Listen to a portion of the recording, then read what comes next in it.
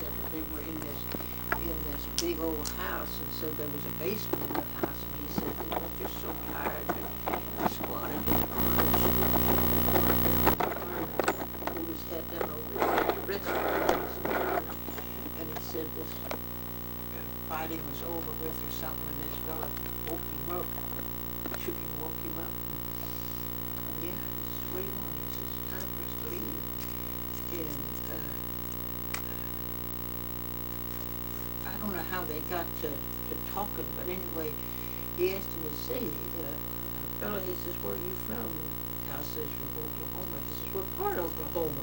He says, from Tulsa. He says, well, I'm from Tulsa too. He says, what are you doing out here? She said, Al said that he told him what he was doing out here, that he had enlisted in the service, and that they were shipping all the boys. He was a sergeant out there in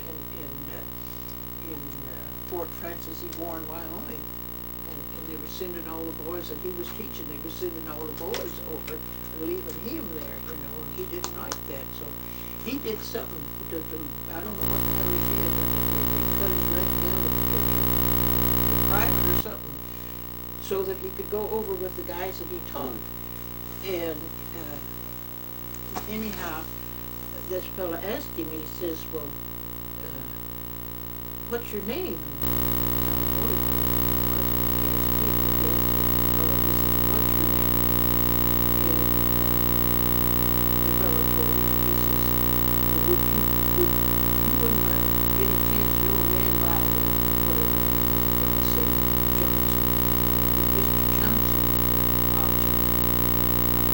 Johnson, drove a bus in Tulsa. And this boy looked at him and said, tears rolled down his face. Yes, he says, that was my father. Now this was a guy that would, John, I keep saying you instead of my brother Albert.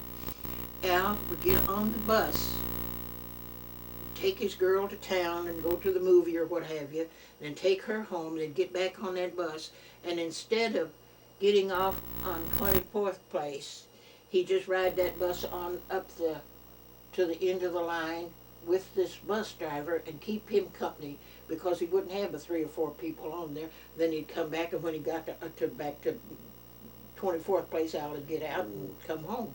And that's how he met this bus driver. I mean, how he got to talking with this bus driver. And it was this bus driver's son that run into him there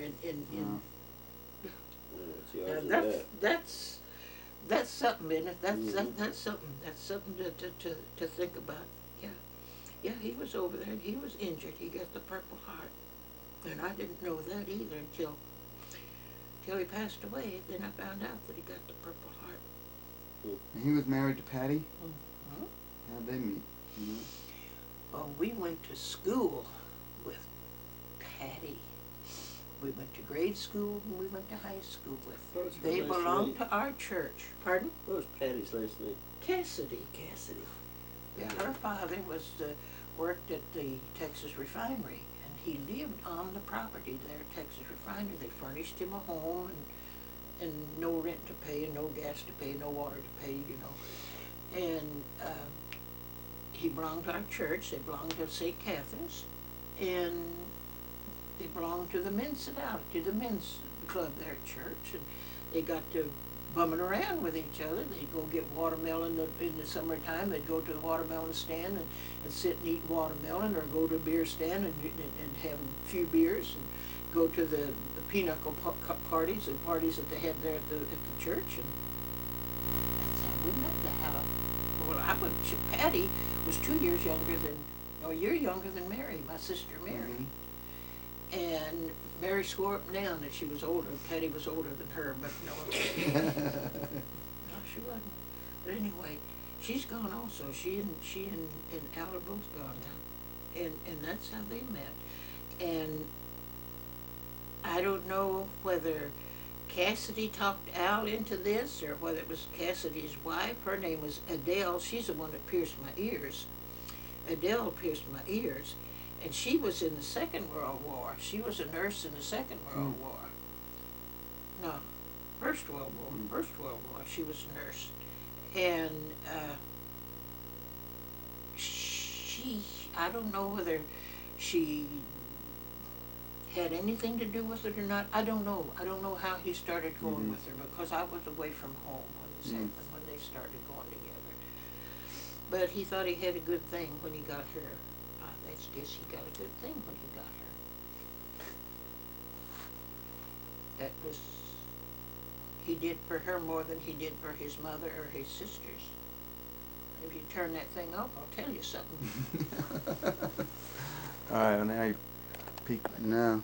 Do Okay. you mind if I turn on a light? 'Cause Go it's getting ahead, really right, dark. right at your, no, the other one.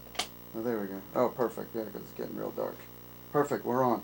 Oh, okay. We're talking about. Mary graduated from Webster out in Red Fork, and one of the girls that she went to school with brought this picture of Joe with her to school. And she says, I want you to see a picture of a good-looking guy. I said, my boyfriend. Mary saw that picture of Joe. She said, he ain't gonna be your boyfriend long. She said, what do you mean? She says, let me have his telephone number. And the damn fool was fool enough to give it to her, so she gave her the telephone number. And she called Joe. She made a date with him. I mean, she was the one that did the story. Now, this is the way I heard it. And she called him and told him that she saw a picture of him and she'd like to meet him.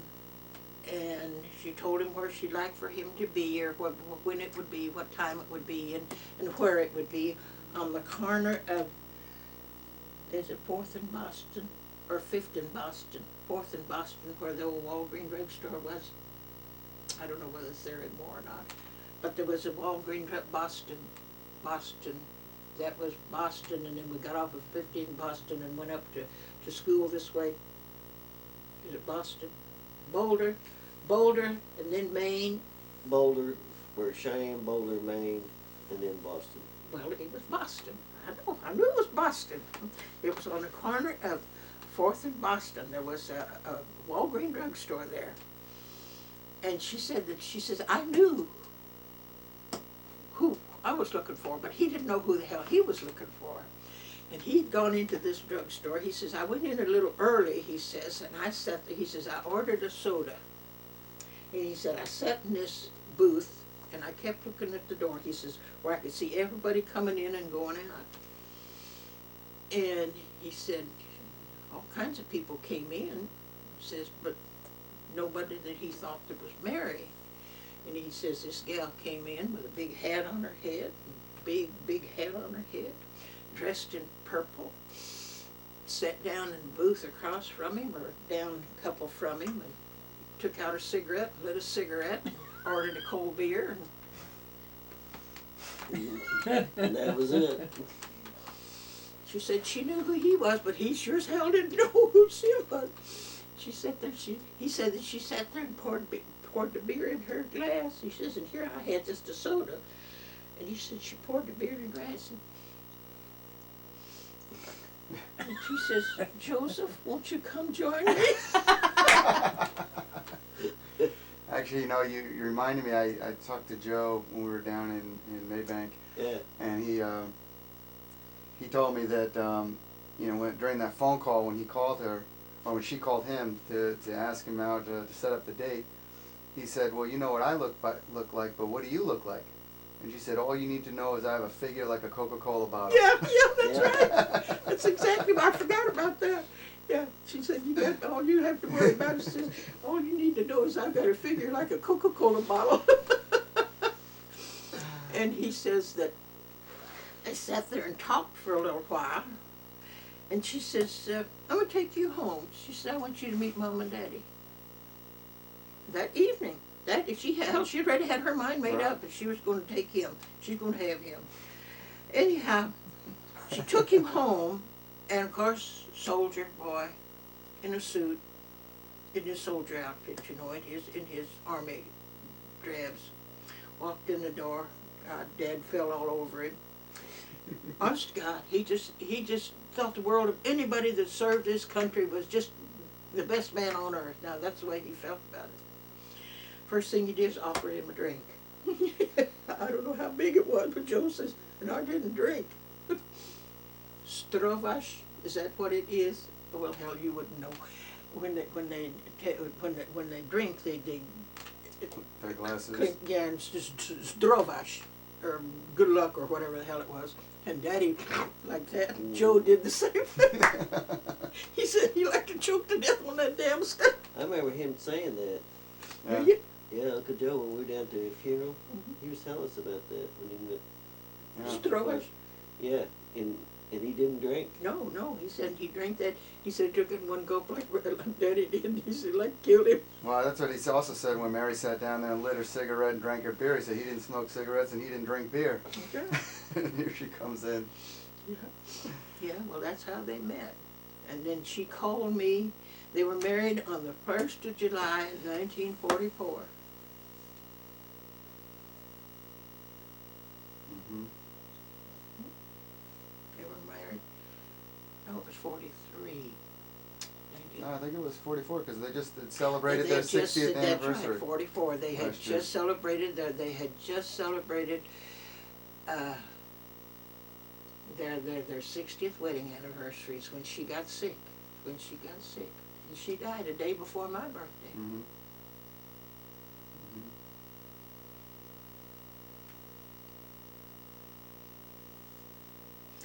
Well, anyhow. I haven't heard from Joe. What? He's up in the Vegas area now? I don't know, I tried to call him at Christmas. Yeah. Couldn't get a hold of him. I So don't I'm know where he assuming- is. I have, Assuming that's where he went. Jeannie. Jeannie, we don't call her Jeannie, we call her Oh. Ruby Jean. She likes to be called Jean. Oh, I know. I called her Ruby Jean when I first saw her. She goes, I go by Jean. Yeah, and I called her All right, Jeannie. Ruby She said, Jean. only your mother gets to call me Jeannie. Anyhow, she's planning on moving to Texas. Oh, is she? Now, that's what Louise told me. Now, Hmm. what else that she's going to do, I don't know, but that's Jean what I is? Yeah. And she's still married to that guy out there? Yeah, the big windbag. I never met I him. wanted to tell you, when we went to Roy's funeral, we were in the car driving out to Big Cabin, and to this side, we were going this way, north, and this was on the east side of the highway. Oh, huge fields with great big round bales of hay. And Ruby Jean made the remark to me, she says, Aunt Sab, look at all that hay out there. She says, isn't that great? Wouldn't you like to have that? I says, you know, honey, I sure would like to have that. I said, I wish we just had half of that kind of hay in our barn. I says, then we'd have enough feed to feed our cattle.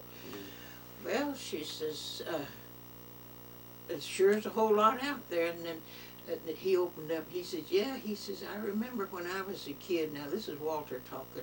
I remember when I was a kid, says down there in Texas or Tennessee or wherever the hell he was from. I don't remember where he said he was from, but he isn't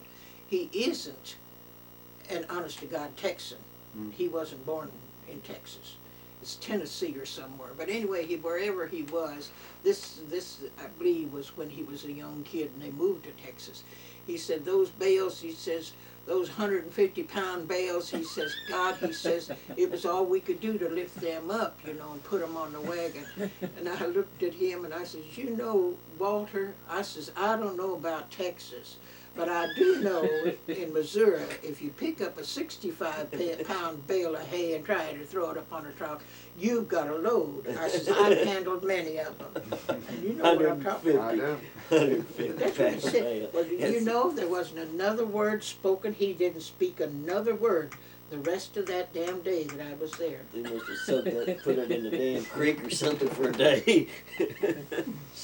150-pound bale of That's hay. pretty good sized bale. Why, hell You probably wish you had a bunch of those at one time. yes, sir. But he didn't say another word. I says, I don't know about Texas. I says, but boy, I know that a 65-pound bale of hay in Missouri is a hell of a load to pick up and throw on a Well, I truck. can tell you, when I was here that summer, back when I was 14, that 65 pounds felt like 150 pounds. Holy honey, those were just straw bales. They didn't weigh. They didn't weigh. Whatever they felt like for this city boy. Yeah, when it was, We were when talking we went over there Pardon? on P Road there, what was those people's name that we got that straw from? this woman run the baler. Yeah, there was some place that we went that was a ways away, and we got a double. We got a. It was like a truck and a trailer or something that we stacked up. I remember he threw that bale up to me with that half that snake hanging out of it. The snake coming out of it. You had cut the snake had been cut in half, and it got baled up, and the snake was hanging out of the bale, and Oh, I you get threw that thing up to me, and I almost jumped off the truck. I was telling the ladies that you were coming to visit, and I was telling them about the time that I talked to you. I said I hadn't even seen a picture of the little fella, and I says, and here I was telling him to come on over, and I says I told him that he's going to do all the shit jobs. I told him about the time that you and Uncle John went down here fishing, and you took your big box down. You was going to show that old countryman how he was going to catch, how you were going to catch And then he those started fish. spitting on the bait. And all he took was a grasshopper. Oh God! And we laughed. Oh, it was so funny. It just brought back so many memories. Have you heard from your friend Andy? I have, actually. Actually, the funny thing is he's the person who I'm going to send all this to, and he's going to edit it down. Oh my Lord! Yeah, he lives in Albany with his family, and I just saw him at Christmas time when we were back at my mother's, because he lives about a half hour from my mother. And then he and his wife came out about right around Thanksgiving time to California to visit with Heather and I. Oh, well, wonderful, Yeah, so wonderful. we're I in was touch just quite a bit. wondering if you kept in touch with Andy. Yeah. That was so funny, though, at your graduation. I walked up to him, and I looked at him. I says, "You must be Andy." And he looked at me, and he says, "And you must be Aunt Sab." Yeah. Yeah, they've heard a few stories back there. That's something. That's something. You don't leave this place without a few stories. That's right. You just don't. There's That's no way to right. do it. That's right. That's right. But anyway, you wanted to know about Mary. She moved, they were in Ohio when they were married, or New Jersey, one or the other, I don't remember. But I do remember her writing and telling me that she put out a garden. She says the people laughed at her. It was so far north. And she said the people laughed at me because I put out a garden so early. And she says, and every damn thing in the garden froze. Yeah, they moved quite a few times. They lived in Irving, and in the Maybank, and in Ohio, and in New Jersey, and in Tulsa. Over by the fairgrounds. Yeah, out there by the fairgrounds. Yeah, they live a little closer. That's where Al lived, out there somewhere. Fairgrounds. Pittsburgh. Yeah, out there somewhere. Yeah, but. And did Paul and Blondie, were they always in Tulsa? Yeah. Blondie met Paul through a girl that I went to nursing school with. Excuse me. I don't remember what the girl's name is anymore, but she had to take care of the young man that worked with Paul. I don't remember now how he got hurt, but she was his nurse. She took care of him, and after he got out of the hospital, they dated.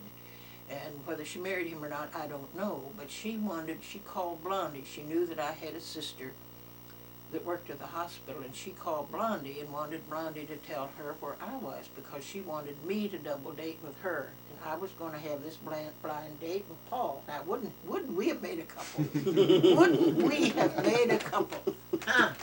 Hey, wouldn't we have made a couple? No. Not at all.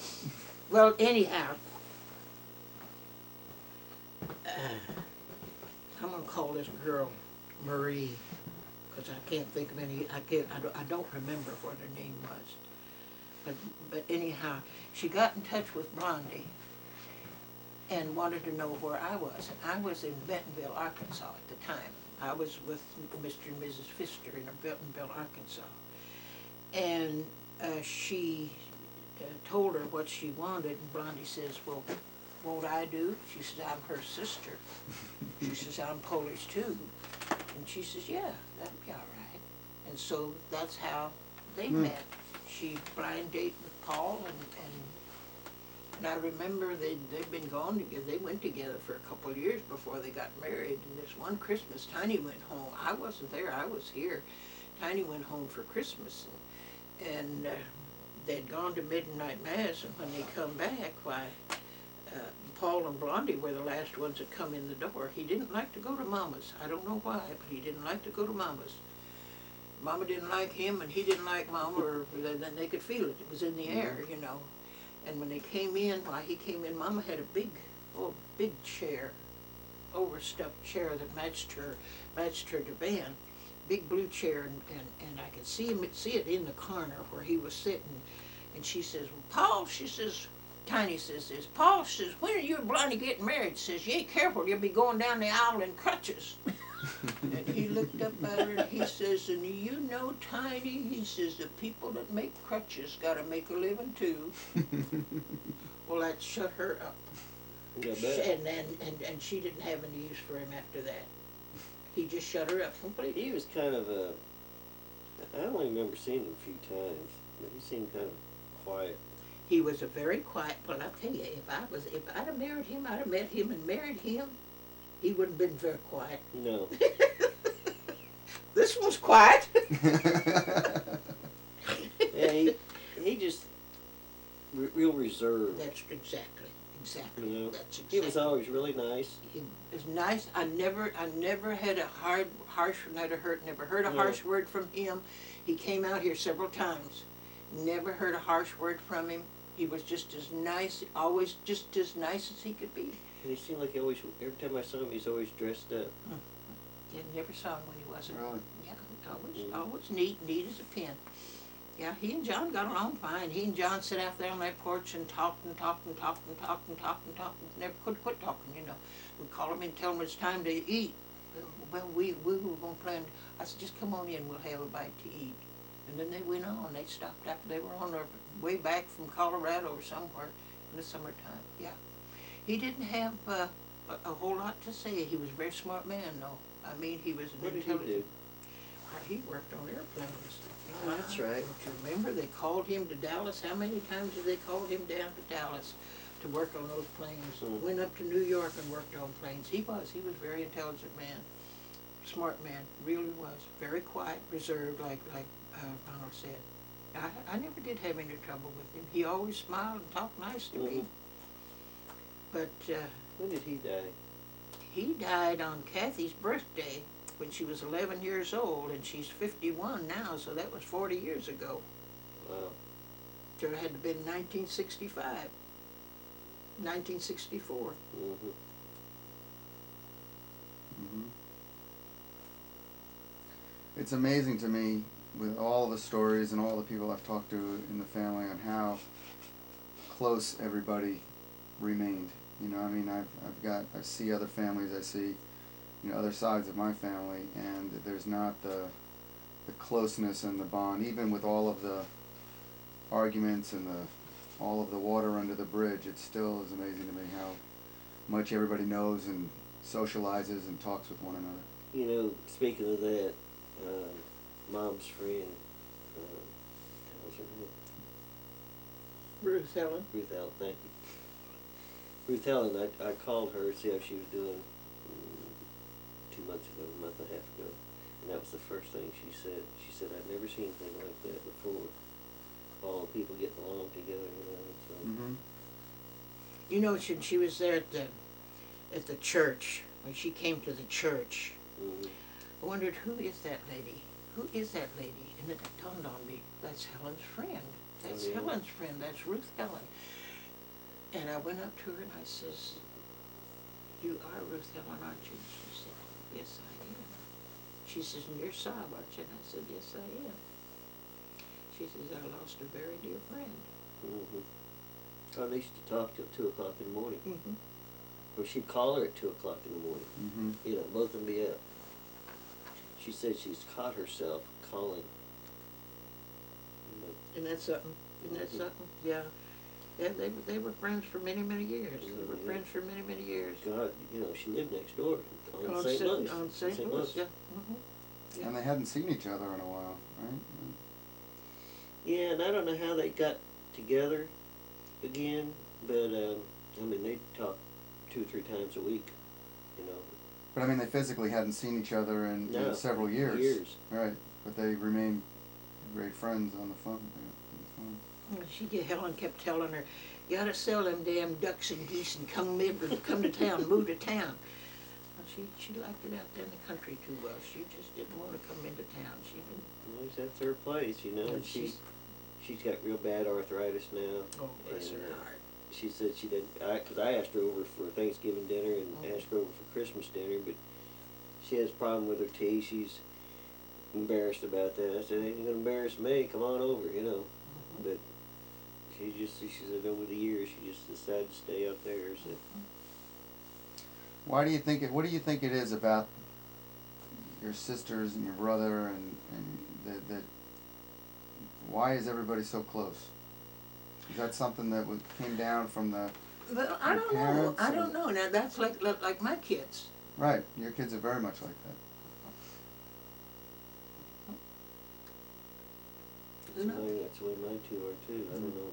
I mean, Garrett can't leave the house without kissing me and hugging me 3 or 4 times. Same Well, with Mallory. Now that's the way it was there at home. That's the way it was. And another thing I'll never forget as long as I live. Neither one of my parents would open that door and go out if they were going to go to town or go to work without making a sign at the cross before they left. Mm. Was your father a Knights of Columbus guy? What? Knights of Columbus? I know Oh, he was. yeah, hell yes he was. Don't you remember they gave him that beautiful chalice? No. Oh, no. But I do have a Chalice. picture of my father and him standing behind a guy from the Knights of Columbus, and I don't know where in the world I got that picture from. I don't know where you got it either. I It's got a one of them. newspaper picture. Okay, but when Daddy died, the Knights of Columbus, the chalice was that tall, and it was just solid gold. I mean, there was no engraving, no pearls or diamonds or anything. It was just a plain gold chalice, about this tall. It was laying in his coffin on his left side, right above his left really? shoulder. And do you know where that chalice is? Well, I would have hoped it'd been with him, but I'm sure it's No. not. No. It's in The Colorado. boy that my brother used to run around with and became a priest, that Father Joel Anthematin, You kidding me? has that chalice. It was given to him. Yeah, Mama gave it to him. Hmm. Yes, sir. But anyhow, I'm getting back to Mary and her garden in New Jersey. New Jersey and in Ohio. And then when they moved to Tulsa, I don't know whether she put out a garden or not. I have no idea. And I know when she moved down to Irving, I don't know whether she had a garden there or not. But I do know that when she moved to Maybank, she had 2 flower pots about so big with soil in it, and she had dill in one, and she had garlic in the other one. That was her garden. And then when I'd write to her and tell her how I was doing, I baked bread and I did this kind of candy, and then she'd write back to me, "Well, where did you find time to do all of that?" I wrote back to her, I says, "Honey, I didn't find time." I says, "I took time. Had to. I had a house full of kids, had to feed them, make sure that they had plenty to eat. And every one of them were put to work to help put that food up. If it wasn't just helping to pick them up out of the garden, pick the beans out of the garden, they sat there and snipped them beans. Or whatever it was that had to be taken care of, they were right there with me, helping me, every one of them. How long did y'all have that orchard down here?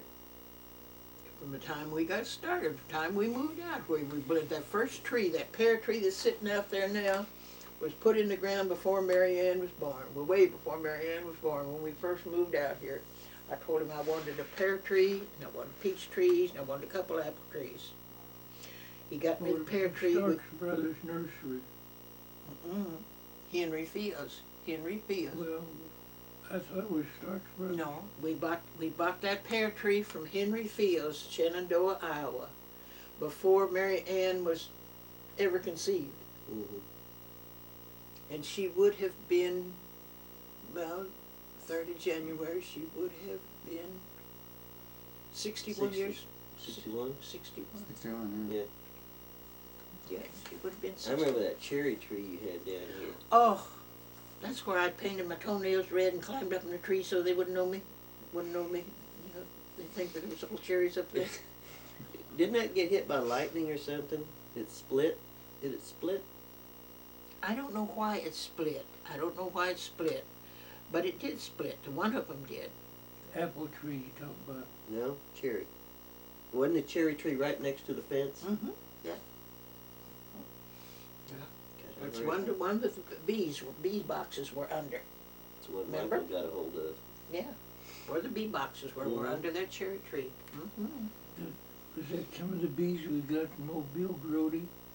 I don't know. I don't remember where the hell we got those bees, honey. I don't remember think where I- we got the Didn't you bees. have a plum tree up there? Oh, we had plum trees, we had peach trees, we had a apple tree. Was the one apple tree the kids would steal the salt shaker. They'd snatch the salt shaker and run out there. And when the apples were just as big and still green as grass, they'd pull them little apples off of there and wipe them off, you know, and just bite into Bitter. them, sprinkle salt on them, and eat them. And they'd get a bellyache from eating those green apples. Don't tell me about your troubles. You have more sense next time. Leave them damn green apples alone. But this was an early apple. It was a little yellow apple. And then we had the Jonathan apple. And then we had the Winesap apple. And then we had the yellow delicious apple. And then we had the red delicious apple. And we had a black cherry tree. What the hell they call those? The black ones? Bing? Bing cherry. We had a Bing cherry, and we had a Royal Land cherry, and we had a green gauge plum. My green gauge plum was just this big around. The prettiest tree you ever saw in your life. Just about this big. There was all kinds of, I mean, it was full of trees, it seemed like. Oh yeah. Then they were nice sized trees, And but this green gauge, I just love green gauge plums. And the tree wasn't any bigger than this. And John was burning the weeds, burning the grass and the weeds in the garden, you know. And he says, "Come on down with me to the creek for something." I don't know what the hell we were going to do, haul something off or something. And I says, "No," I says, "I want to stay here so that the fire doesn't get to my little green gauge plum." "Oh, it ain't going to hurt it. Ain't going to hurt it." Damn, I went with him. When I come back, it had burned, you know, the trash around it. I pulled as much away from it as I could, but it just, and it killed my tree. Oh, it just made me sick. Just made me sick. Yeah, and we had cherry tree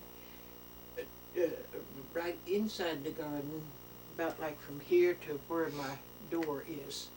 Not this door, but the one that leads into the hall. Mm-hmm. I had a cherry tree about that far from that big walnut tree. And we got that one from Bill Grody, that cherry tree from Bill Grody. And it had those big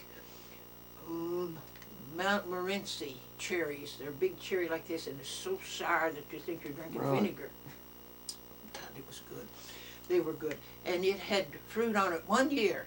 1 year, picked, I don't know how many cherries I picked off of that crazy tree. Made cherry pies and made cherry jelly and what have you. And then the next year died.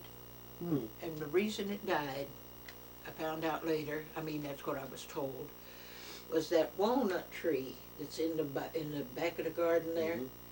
the roots of it come out like this, you know, and go straight down. And there's a poison in those roots that fruit trees can't grow close to walnut trees, Hmm. that it poisons them. There's something in that walnut root that'll kill that fruit Oh. tree, and that's what killed that cherry tree. That walnut it tree's did- still out there. That walnut tree And is all still. those walnuts are in the snow. I saw them when I walked down there. Well, honey, couldn't go out to pick them. I was going to ask you about your garden. You were going to ask me about my garden. What about my garden? Has that been in the same place ever since y'all been here? No, the first year we had our garden across the creek, didn't we? Really? Way over there across this field, along the very edge back Yeah, there. there's a high spot there. where they always used to stack hay, and The ground what was, they'd leave, that hay there, that enriched the soil, especially clover hay. Clover and alfalfa is about as good as you can use for improving the soil. we had, sweet corn, and this is the first year we were married, and I had never canned before in my life. And I got a Kerr canning book. I sent off to the Kerr Canning Company in Sand Springs, Oklahoma. Kerr manufacturers in Sand Springs, Oklahoma, and I got a Kerr canning book for 35 cents. I still have that book. By now, she'd own part of the company. You probably bought so many of those jars and lids. That's the truth. That's the truth. That's the truth. And in that book, it told me how to can corn. And today, they would not consider that safe to fix it the way I did. I canned 85 quarts of sweet corn. 85 quarts. And it takes at least 7 ears of corn to make a quart. So you can figure out how many ears of corn I cleaned and cut off. And I never lost a one. Really? Never lost a one. My first year of canning. That's right. I remember a few years ago when we came up, I don't know why we were up here, but we were up here, and we went out to your garden. That was the prettiest garden I think I've ever seen. Everything was perfect row. Everything came up. Right. Everything was producing. And she and I walked in there together, and the first thing I saw other than the whole garden was this row of weeds that she had planted. Right down, I mean, just a straight row. And I asked her, I said, well, what'd you do plant that row of weeds down there? And she's doing this number to me, you know. And I said, damn turnips. Not turnips. Beets. My God, what a waste of land that was. Oh, I love beets. No. Oh, I could eat them all day long. No, God, no. And the way I fix it, I use the sweet pickle recipe for pickled peaches. Mm-hmm. Delicious. Give me the Oh, I shiver love just thinking about them. I love them. I do too. I don't care what color they are. I don't care how they're made. She could have put turnips down through there. I did put turnips in there. I put a little row of turnips, a little bit longer than this room here. And do you know those turnips got this big, Anything good? and the rabbits wouldn't even eat them. Left them in the garden over winter, and the flowers came up like this. Mm-hmm. I didn't save any of the seeds. John went out and pulled them up, put them on a pile. What do you want to do with these? I said, just put them over there in the rubbish. I says, after they rot, well, I'll use some of that dirt and put around this. No, couldn't eat them. I cannot eat them. I love the turnip greens. Mm-hmm. The turnip greens, I love. Right. I love the turnip greens, but the damn fruit itself, I can't. Yeah. The vegetable itself, I can't eat it. I love them. Yeah, I never. I like them any way you can cook them. That's how I am with beets. Yeah, but I tell you. Did y'all have tomatoes this year? Oh yeah, oh Did yeah. you? We raised tomatoes, but I didn't do much. I made quite a bit of tomato ketchup. Now I made the finest tomato ketchup you ever tasted. Really? And I'll tell you, it's as easy as falling off of this chair. You cook your tomatoes, wash them and cook them up, you know. Mm-hmm. Run them through a colander, I run them through a strainer because I wanted 90% of the seeds out of them, you know. And I put this juice on to cook, the tomato juice on to cook, and let it cook real slow, and made sure that every once in a while I'd walk through here, I'd stir it up with a wooden spoon so it wouldn't stick in the bottom of my pot. And after it got as thick as I wanted it, I would put, maybe half a cup of sugar, maybe a little more. I would taste it. If it tasted all right, why, you know. And then I used a little salt. When I figured out if there's, it must be about 6 quarts in there. I'd put 6 teaspoons of salt, 2 tablespoons of salt in there. Stir that up. And then just before I got ready to put it in the jars, I would measure my vinegar, tablespoonful of vinegar for every quart jar. So there would be about 3/4 of a cup of vinegar I'd pour in there. And I'd take pumpkin pie spice. Really? Stir it up. let it cook for a few minutes, ready to put the chars. The old-fashioned way, you had to cook your tomatoes in a separate pot. You had to cook your the vinegar in a certain pot, and you put your mixed spices in with the vinegar and cook that up, you know. And then you'd run the onions through a strainer. You run the tomatoes through a strainer. Run this through. Oh, brother, that was the biggest bunch of bologna that ever was. And I decided I was going to make it Sob's way, the easy way. There you go. Yeah. When Susanna, Mary Ann's daughter, had come out to visit, we'd have a big meal, and then for supper we'd just have a sandwich. And she said, well, Grandma, what you got to put on a sandwich? I said, well, ham and cheese and fries of bacon or whatever. And she said, you got any ketchup? And, yeah, I said, homemade, but you probably won't like it. Well, can I try some? I said, well, certainly. I said, get it. It's in the refrigerator. She'd go to the refrigerator and bring out that pint. I'm telling you, every bite she'd put another spoonful. Oh, it's really good. It's really good. So, yeah. What else do you want to know? I was also thinking, you were asking me about some politics earlier. Were your parents political? My mother and father were Democrats. Were they? We voted Democratic until when? I don't know. When Mama changed. But I didn't. I'm still a Democrat. She saw the light. Well, let me tell you something. Uh-oh, here we Damn go. Republicans never did a thing for I'm not turning the tape off now. The damn Republicans didn't do a damn thing for it. Nothing. Nothing. And they're not going to do anything for me because I'm just an ordinary common citizen. All they look for is the rich bitch or the rich guy, you know? They're not working for the poor man. Do you think that Mr. Bush, Mr. George W. Bush, are your beloved president? That's Not right. my beloved president, because he ain't my beloved. That's right. Do you think that that man ever did an honest day's work like you did? Hell no. He was born with a silver spoon in his mouth. You damn betcha. And do you think that I'm going to vote for something like that? Hell no. Did you That's vote? just- Did you vote this year? You're damn right. I don't miss a time to vote. don't And either. I let them know what I like and what I don't like. Really? You damn betcha. Well, Let me tell you about my daddy and mama. Wait just a minute, honey. My daddy and mama went to vote this one time. Oh, God, this is how many years ago? I don't know how many years ago. Daddy couldn't understand, couldn't read. So he asked Mama, he says, what does this mean? So she gets out of her booth and pulls the curtain back and walks in this booth over here. And one of the judges said, oh, you can't do that. You can't do that. She says, I've been sleeping with him for 25 years. I can do it if I want to. Was it true that Helen used to read in the newspaper? Really? I did too. I did too. Really? Yeah, I tried to teach my daddy to read. Come home from school and bring in the newspaper. Oh, hell yes, Helen taught it would read. If I didn't, she did. Mm-hmm. I tried to teach him to read.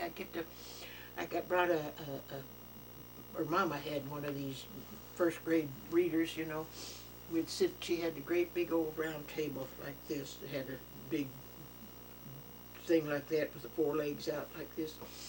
And we'd sit at that table and I'd say, now Daddy, this is like T-H-E. It says T-H-E. That's the. You look at me. The. And D-O-G. D-O-G.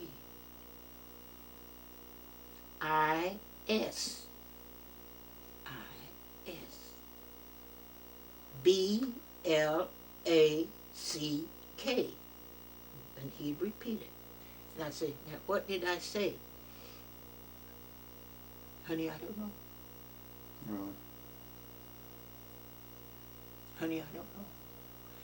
But I don't know how many times we tried. I don't know how many times. Did he speak Romanian? Yeah, or Polish to grandma. Oh, yeah, yeah, Somebody when said- we were kids, they wouldn't talk to us when we come home from school. If we talked to them in in English, they wouldn't answer us. We had to talk to them to talk to them in Polish. Hmm.